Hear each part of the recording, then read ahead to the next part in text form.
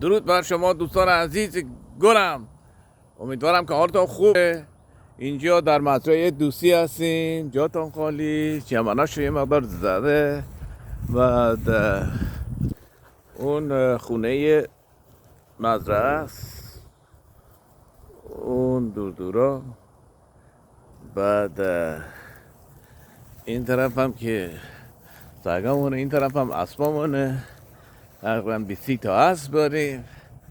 بعد امروز روز تو آمریکا تعطیله، مثل 13 بدره، بهش میگن عید پارک، ولی ما میگیم عید پارک آگیز.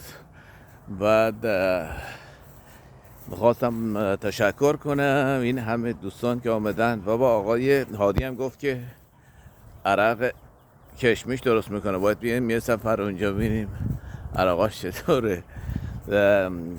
به هر حال دوستان مرسی که اومدین. این آقای همه تون، خانم مهدیه هم آهنگای قشنگی فرستادن، الان داشتم گوش میکردم. اینم ده اسب خود منه، اینا هم اسبامونه دیگه.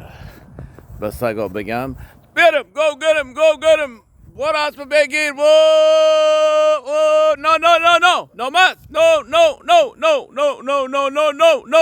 No